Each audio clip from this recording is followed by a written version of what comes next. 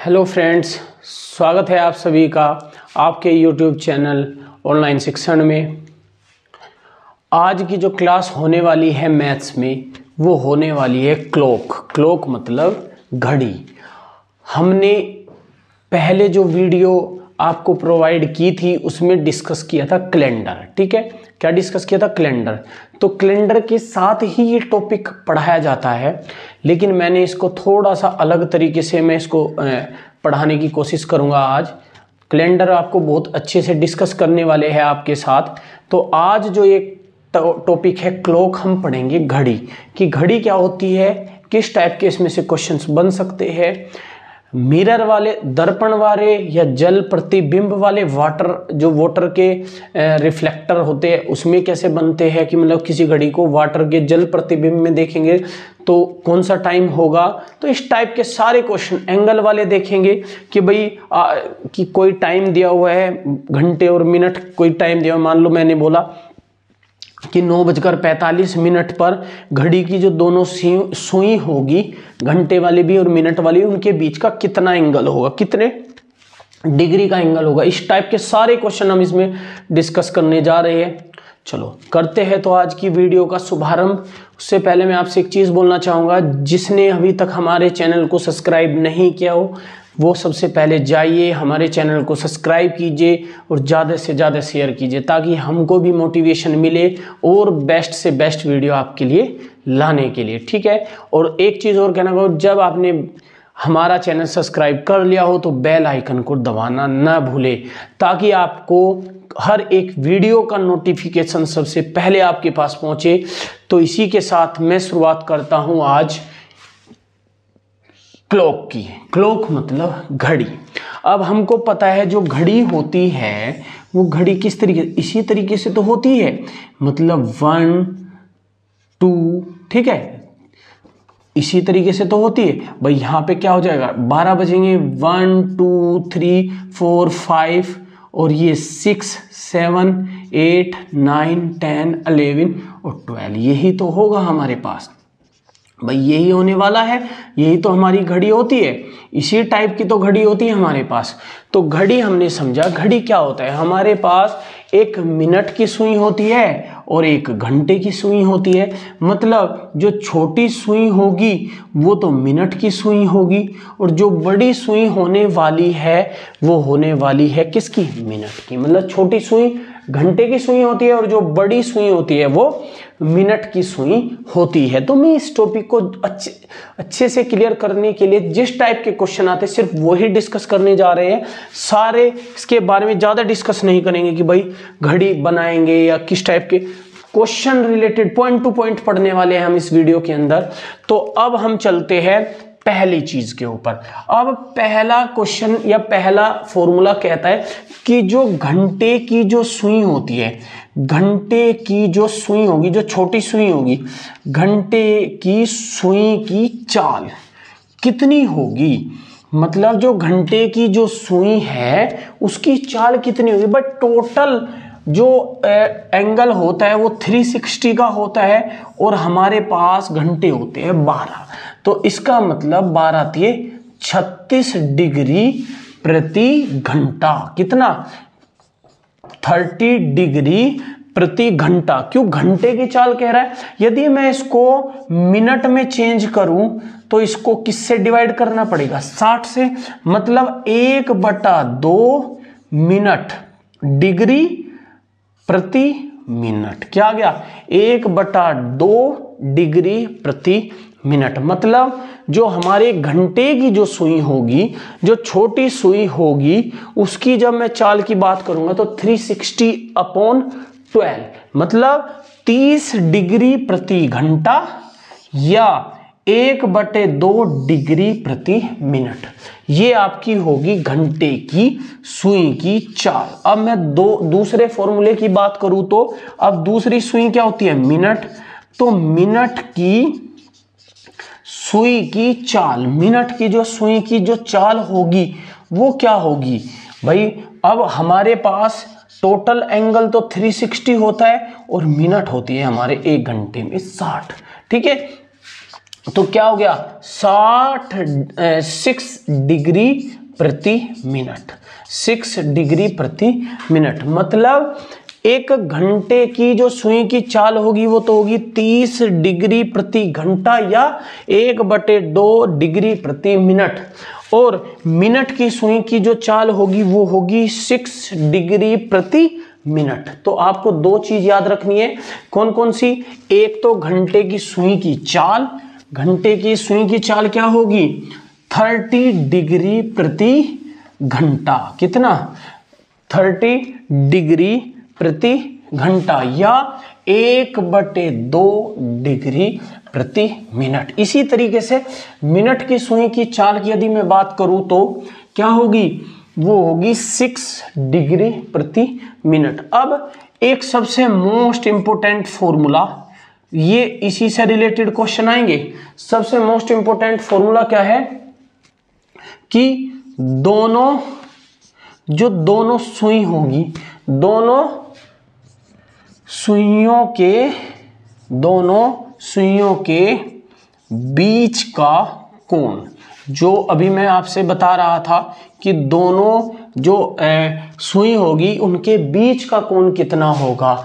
तो एंगल मतलब Q angle यदि हमको निकालना है तो हमको जो मिनट दी होगी उसमें 11 के मल्टीप्लाई करना है और उसके बाद लेना है डिफरेंस। भाई एक तो डिफरेंस माइनस होता है, तो इसका मतलब मैंने इसको कैसे लगाया है, इसको मैंने ऐसे लगाया, मतलब हमको डिफरेंस लेना है। वो संख्या चाहे प्लस क्या है माइनस क्या है लेनी, लेकिन हमको बड़ी संख्या में से छोटी संख्या को ही घटाना है। 11 इंटू मिनट माइनस या डिफरेंस 60 इंटू आर, मतलब 60 गुना घंटे और बटे 2। आपको ये फॉर्मूला याद रखना है। क्या फॉर्मूला याद रखना है? 11 गुना मिनट, फिर डिफरेंस का चिन्ह, उसके बाद 60 इंटू घंटे, 60 गुना घंटे बटे 2। तो 2 सुइयों के बीच का कोण आपके सामने आ जाएगा। कभी भी आपसे 2 सुइयों के बीच का कोण यदि पूछता है तो सिंपल क्या करना है, ये वाला फॉर्मूला याद रखना है। मान लो मैं क्वेश्चन कहता हूं कि 8 बजकर, इसको पहले इसको क्या कर लेते हैं, रफ कर लेते, तब समझेंगे इस क्वेश्चन को। अब मैंने आपको फॉर्मूला बता दिया है। फॉर्मूला क्या बताया है? फॉर्मूला बताया है कि 11 इंटू मिनट माइनस 60 गुना घंटे बटे 2। अब बात करते हैं इसके क्वेश्चन नंबर 1 की। क्वेश्चन नंबर 1 कह रहा है कि 8 बजकर 20 मिनट पर, 8 बजकर 20 मिनट पर घड़ी की दोनों सुइयों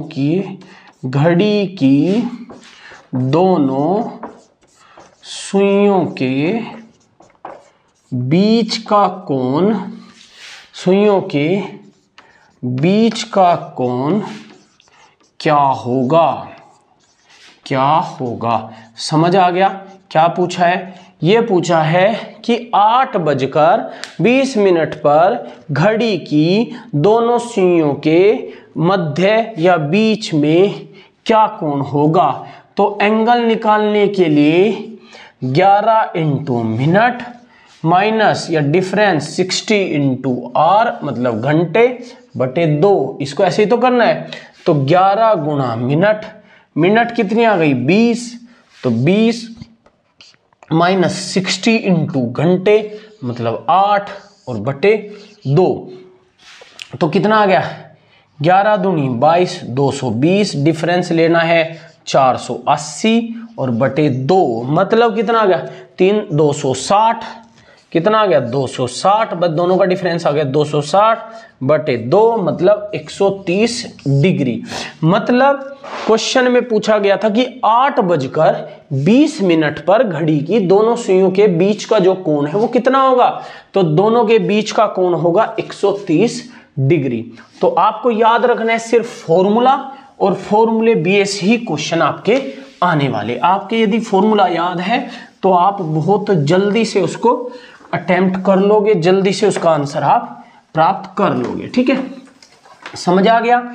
और एक चीज मैंने और बताई है कि बीच में ये है डिफरेंस का चिन्ह, मतलब डिफरेंस का चिन्ह है और प्लस माइनस हमको नहीं देखना है, बस आपको डिफरेंस लेना है दोनों के बीच में, और दोनों के बीच का जो अंतर आएगा उसी को लिख के बटे 2 कर देना है। मैं कहता हूं कि 8:30 पर 8:30 पर दोनों सुइयों के बीच का जो कोण है वो क्या रहेगा। तो दोनों के बीच का कोण एंगल निकालने के लिए भाई 11 गुना मिनट मतलब 30 माइनस 60 गुना घंटे मतलब 8/2 मतलब कितना आ गया 330 माइनस 480/2 मतलब डिफरेंस है। ठीक है, तो कितना आ गया 150/2 मतलब 75 डिग्री, मतलब 75 डिग्री उनके बीच का एंगल होने वाला है। तो आपको समझ आ गया होगा मैंने क्या बताया है। कभी भी इस टाइप का क्वेश्चन आए कि दोनों के बीच का कोण पूछ रहा है, दोनों सुइयों के बीच का कोण पूछ रहा है, तो आपको क्या करना है 11 गुना मिनट माइनस 60 गुना घंटे बटे 2। तो ये था आपका रूल नंबर 1, जिसमें हमने समझा कि कभी भी आपसे क्वेश्चन पूछा है कि दोनों सुइयों के बीच का कोण यदि पूछा है तो उसमें क्या करना है आपको, उसमें करना है 11 गुना मिनट माइनस 60 गुना घंटे बटे 2।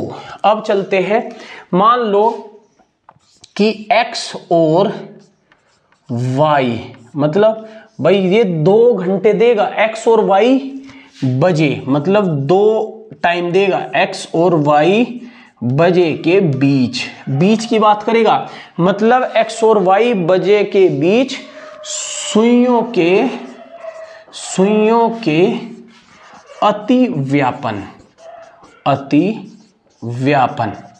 अथवा ये अति व्यापन क्या होता है, अति व्यापन होता है मतलब एक दूसरे के ऊपर जब सुई रहेगी, एक दूसरे के ऊपर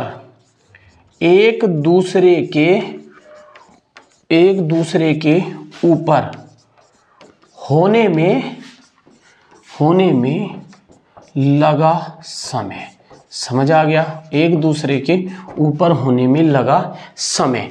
तो समय जब निकालना है, टाइम जब हमको निकालना है तो क्या आएगा 60/11 इंटू x मिनट। ठीक है, 60/11 इंटू x मिनट मतलब क्या कहेगा कि जैसे बोल देता है कि 8 और 9 बजे के बीच किस समय जो घड़ी है दोनों सुइयां एक दूसरे के ऊपर होगी। एक दूसरे के ऊपर होने का मतलब अब जैसे ये यहाँ 12 बजते हैं तो 12 बजे क्या है एक दूसरे के ऊपर सुई होती है, या इधर मैं बात करूं जब 3:15 होगी जब एक दूसरे के ऊपर सुई होती है। ठीक है, या इधर क्या होगा ये 6 बजे, जब ये क्या टाइम होगा बताओ, जब ये सुई छोटे वाली भी 5 बजने वाली होगी और 5:30 बजे जब टाइम होगा जब इसके ऊपर रहेगी। तो मतलब जब कभी 2 टाइम दे दे कि x और y बजे के बीच सुइयों का अति व्यापन अथवा एक दूसरे के ऊपर होने में जो लगा समय आएगा आपका, वो आएगा कि 60/11 गुना x, जो पहला समय दिया रहेगा और गुना मतलब वो पहला समय वो आ जाएगा मिनट में। अब मैं क्वेश्चन पढ़ता हूं, क्वेश्चन इसका एग्जाम्पल नंबर 1 कह रहा है कि 5 और 6 मतलब 5 और 6 बजे के बीच में, 5 और 6 बजे के बीच किस समय घड़ी की जो सुइयां हैं, दोनों सुइयां हैं वो एक दूसरे के ऊपर होगी, किस समय मतलब टाइम निकालना है। टाइम निकालने के लिए 60/11 और गुणा x का मतलब पहला टाइम जो है 5, तो मतलब 300/11 मिनट। मतलब 300/11 मिनट का क्या मतलब है, ये है 27 सही 3/11 मिनट। भाई टाइम घंटे तो ये है ही, तो इसका मतलब जो वो टाइम क्या होगा वो होगा 5:27 सही 3/11 मिनट। तो आपका एक क्वेश्चन ये आता है कि दो समय दे देगा, जैसे इसमें 5 और 6 बजे है, और उनके बीच सुइयों का अतिव्यापन।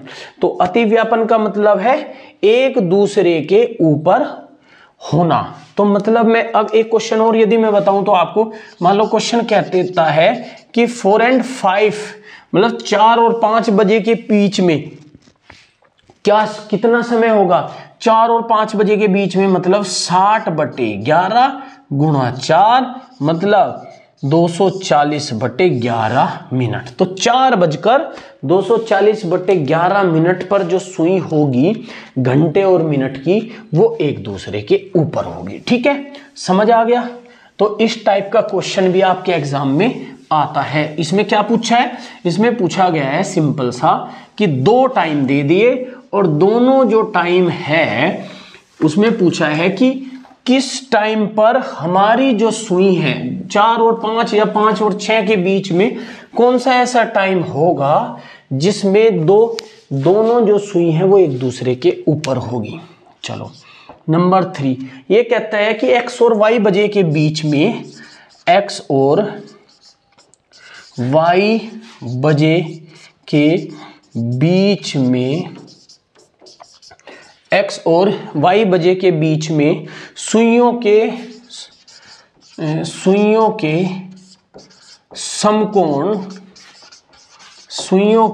समकोण या 90 डिग्री या लंबवत होने में लगा समय, लंबवत होने में लगा समय। मतलब क्या पूछा है, इसमें कहा गया है कि x और y, इससे पहला जो क्वेश्चन था, इससे पहला जो रूल था वो कह रहा था कि x और y के बीच में सुइयों के अतिव्यापन या एक दूसरे के ऊपर होने में समय कितना लगा समय। इसमें कहा है कि 90 डिग्री एंगल हो, समकोण हो या लंबवत हो, इसमें लगा समय कितना होगा। तो इसका जो समय होगा वो होगा 60/11 इंटू x ±3 मिनट। कितना होगा, 60/11 इंटू x प्लस और -3 इंटू मिनट। मतलब ये फॉर्मूला आपको यूज करना है किसके लिए, जब आपको समय दिया होगा लंबवत, भाई लंबवत भी 90 डिग्री होता है एक दूसरे, समकोण 90 डिग्री, तो ये तो समकोण होगा, लंबवत होगा या 90 डिग्री होगा। क्वेश्चन देखते हैं। क्वेश्चन कह रहा है कि 7 और 8 बजे के बीच में, 7 और 8 बजे के बीच में दोनों सुइयां किस टाइम पर लंबवत होगी। टाइम निकालना है, तो टाइम निकालना है तो मतलब 60/11 इंटू 7 + 3, पहले तो भाई प्लस लेंगे, तो 7 + 3 का मतलब 60 इंटू 10/11 मतलब 600/11। क्या आ गया, 600/11 का मतलब है कि 54 सही 6/11। कितना, 54 सही 6/11। ये कब आई, जब मैंने प्लस यूज किया। अब मैं माइनस यूज करूं तो 60/11 इंटू 7 - 3 मतलब 4 आ गया, तो 240/11। 240/11 का मतलब 21 सही 9/11 मिनट। समझ आ गया, तो यही आपका है आंसर। समझ आ गया, क्या है, सिंपल सा है कि जब कभी 2 समय दिए हुए, 2 टाइम दिए हो x और y, और उनके बीच में सुइयों ने या तो समकोण बनाया है या 90 डिग्री एंगल बनाया है या लंबवत बनाया है, तो उस केस में कौन सा फॉर्मूला लगना है, 60/11 इंटू x ±3। दोनों कंडीशन लेनी है। भाई मान लो x की वैल्यू यहाँ पे क्या है, 7 है, किसी कारण भाई अब 7 में से तो 3 घटा सकते हैं, लेकिन किसी कारण क्वेश्चन में दे देता है कि 2 व 3 बजे के बीच में, 2 व 3 बजे के बीच में। अब 2 में 3 तो ऐड हो सकता है, भाई x की वैल्यू में 2 रखूं और यहां पे 3 है, तो 2 में 3 तो ऐड हो सकता है, लेकिन 2 में से 3 नहीं घटा सकते। तो इसका मतलब उस केस में हमको सिर्फ एक ही कंडीशन लेनी है, और वो कंडीशन लेनी है x + 3। मतलब जब भी आपको 3 बजे से नीचे का समय दिया होगा तो उसके बाद सिर्फ एक ही कंडीशन आएगी। लेकिन यदि 3 बजे से ऊपर मतलब 4 बजे का समय दिया हुआ है तो फिर दोनों कंडीशन आपकी अप्लाई होगी। ठीक है, तो ये था आपका नंबर 3, जिसमें आपको क्या दिया है, इसमें दिया हुआ था कि जब x और y बजे के बीच में सुइयों के बीच समकोण बनेगा, 90 डिग्री एंगल बनेगा या बनेगा लंबवत। ठीक है, तो अब आपने 3 तरीके के यहाँ पे रूल देख लिए। अब चलते हैं फोर्थ रूल कहता है कि x और y बजे, x और y बजे, x और y बजे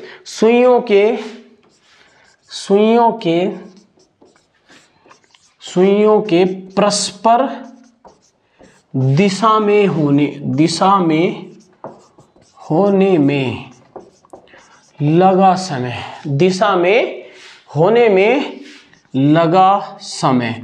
तो लगा समय क्या आएगा, लगा समय आएगा 60/11 इंटू x प्लस माइनस 6। कितना आ जाएगा, 60/11 into x plus minus 6 minute. इतना आपका समय आ जाएगा। भाई परस्पर दिशा में होने का क्या मतलब है, चीजें याद रखना।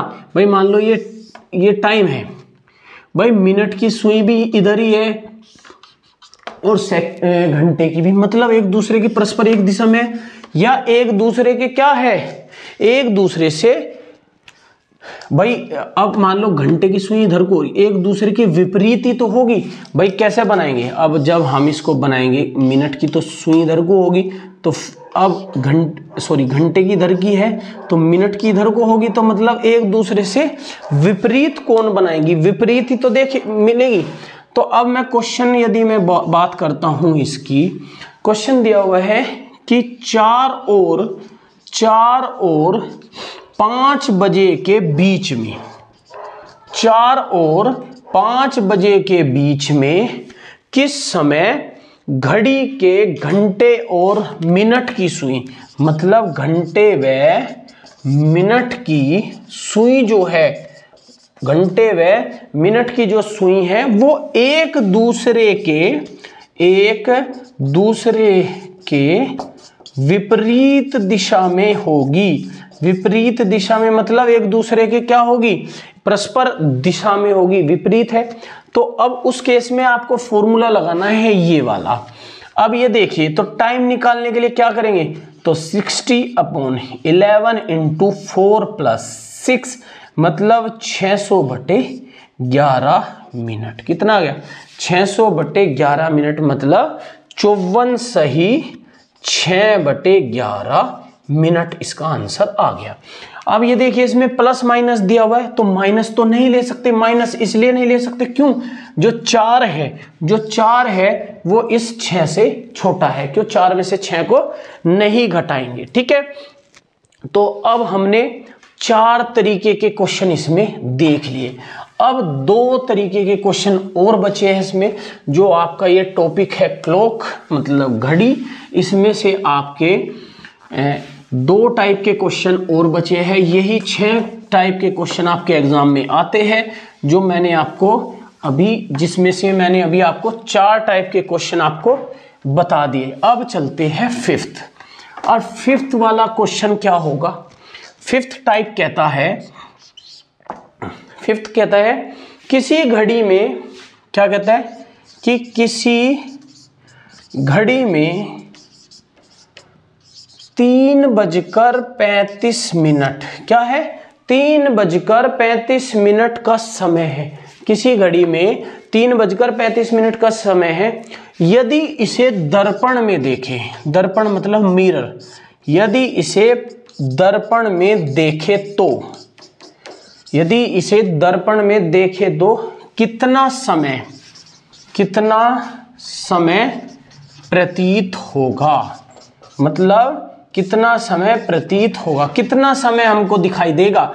मतलब यदि घड़ी है और घड़ी में आपको 3:35 दिखाई दे रहे हैं और मैं उसको मिरर में देखूं तो आपको क्या समय दिखाई देगा। इस टाइप के भी क्वेश्चन आपके एग्जाम में आते हैं। कैसे कि मतलब कोई एक टाइम दे देगा और वो कहेगा कि इसको दर्पण में देखे तो कितना समय प्रतीत होगा, मतलब क्या टाइम रहा होगा जब हम उसको मिरर में देखें। कभी भी आपका इस टाइप का क्वेश्चन आ जाए तो आपका जो टाइम दिया हुआ है, जो टाइम घड़ी में हो रखा है, उसको 11 बजकर कितना 11:60 में से घटा देना है, में से घटा देना है। मतलब 11:60 में से उसे घटा देना। तो अब मुझे समय जब निकालना है तो समय निकालने के लिए क्या करेंगे, 11:60 में से मैं 3:35 में घटा दूंगा तो कितना आ जाएगा, ये आ गया 8:25। तो आपका आंसर क्या आ गया, 8:25। मतलब कभी भी आपके एग्जाम में क्वेश्चन आता है कि एक टाइम दिया हुआ है हमको घड़ी में, और घड़ी में टाइम देने के बाद वो कह रहा है यदि हम इसको मिरर में देखें तो क्या समय रहा होगा।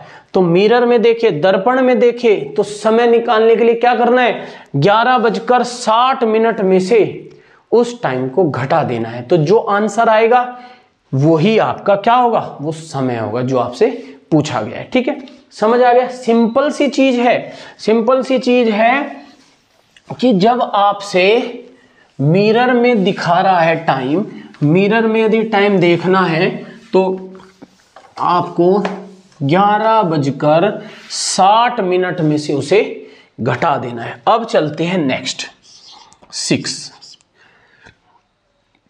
6 कहता है भाई एक चीज बताओ, अभी जो हमने मिरर में टाइम देखा है वो क्या है, मिरर में टाइम भाई एक तो टाइम हमको घड़ी में दिखा रहा है वो है उसका वास्तविक टाइम, और एक हमको दिख रहा है मिरर में, मतलब मिरर का टाइम मतलब उसका क्या है, मिरर का टाइम का मतलब क्या है भाई, दर्पण का समय है।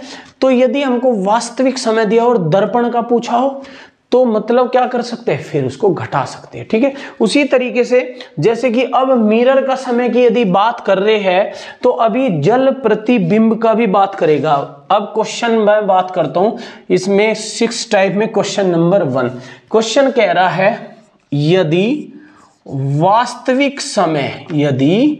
वास्तविक समय जो है, यदि वास्तविक समय है 11:25, क्या है 11:25, मतलब वास्तविक जो समय है, वास्तविक जो टाइम है वो है, यदि वास्तविक समय 11:25 हो रहे हैं तो इस स्थिति में जल प्रतिबिंब, अब दूसरा आ गया है, जल प्रतिबिंब में क्या समय होगा, मतलब उसको जल प्रतिबिंब में देखे तो क्या समय होगा। समझ आ गया क्या बोला, मतलब यदि वास्तविक समय दिया हुआ है और जल प्रतिबिंब का समय पूछा है, जल प्रतिबिंब का समय यदि पूछा है तो मतलब हमको निकालना है जल प्रतिबिंब। तो जल प्रतिबिंब का समय निकालने के लिए हमको क्या करना है, 18:30 में से उस वास्तविक समय को घटा देना है, उस वास्तविक समय को घटा देना है। सिंपल सा है, मतलब अब हमको जल प्रतिबिंब निकालना है, हमारे पास क्या बताया मैंने 18:30, इसमें से वास्तविक समय को घटा देना है, मतलब 11:25, मतलब 7:05 का समय हुआ होगा। मतलब आपको यदि वास्तविक समय दिया हुआ है और आपसे जल प्रतिबिंब का समय पूछा है तो क्या करना है, 18:30 में से उस वास्तविक समय को घटा देना है। वास्तविक समय हमारे पास दिया होता है 11:25, तो 18:30 में से जब हम 11:25 घटाएंगे तो हमारे पास आंसर आएगा 7:05। ठीक है, समझ आ गया। तो ये था टाइप नंबर 6, जिसमें क्या दिया हुआ था, वास्तविक हमको समय दिया हुआ था और वास्तविक समय देके हमको पूछा था जल प्रतिबिंब का समय। हमने पहला क्वेश्चन इसमें डिस्कस किया है।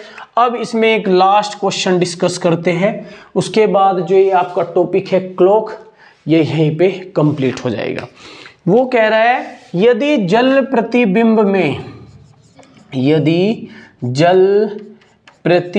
में क्वेश्चन में क्या कह रहा है, यदि जल प्रतिबिंब में 9:30 हो रहे हैं, 30 मिनट हो रहे हैं। समझ आ गया क्या क्या बोल रहा है? क्वेश्चन में कहा है यदि जल प्रतिबिंब में 9:30 हो रहे हैं तो इस स्थिति में वास्तविक समय क्या होगा? वास्तविक समय क्या होगा? क्वेश्चन समझ आ गया? क्वेश्चन कह रहा है, अभी इससे पहला जो मैंने 6 टाइप, भाई टाइप नंबर 6 ही तो है, टाइप नंबर 6 में पहला क्वेश्चन मैंने पढ़ा था, उसमें हमको वास्तविक समय दिया हुआ था और हमने क्या किया था, जल प्रतिबिंब का समय निकाला था। इसमें हमको जल प्रतिबिंब का समय दिया हुआ है और ये वास्तविक समय निकलवा रहा है, तो इसमें भी क्या करेंगे, वास्तविक समय निकालने के लिए 18:30 में से जल प्रतिबिंब के समय को घटा देंगे।